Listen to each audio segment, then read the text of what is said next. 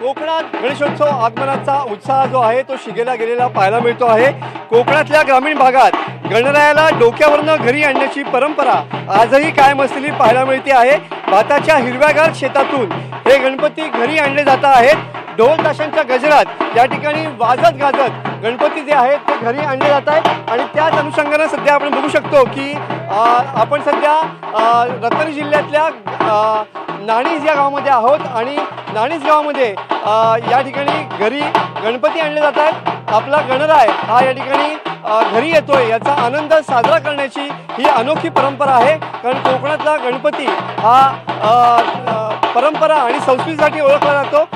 गणराय घरी येतात याचा आनंद साजरा करण्याची कोकणवासियांची ही पद्धत या ठिकाणी पाहायला मिळते आहे। ढोल ताशांच्या गजरात या ठिकाणी जे गणराय आहेत ते या ठिकाणी विराजमान होतात। कोकणातली ही आगळी वेगळी परंपरा आजही कोकणातल्या अनेक खेडेगावांमध्ये जपली जाते। डोक्यावरतून या ठिकाणी गणराय आणले जात आहेत। अत्यंत देखण्या आणि रेखीव अशा या गणेश मूर्ती आपण बघू शकतो। हिरवागार शेत आहे आणि या शेतामधून या ठिकाणी गणेश मूर्ती ज्या आहेत त्या घरी आणल्या जात आहेत। ड्रोनच्या माध्यमातून TV9च्या प्रेक्षकांसाठी ही खास आम्ही दृश्य या ठिकाणी आणलेली आहेत।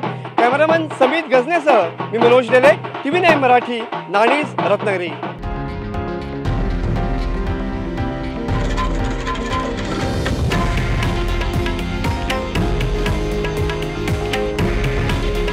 हे आहे देशातील नंबर 1 न्यूज नेटवर्क आणि आपण पाहत आहात TV9 मराठी।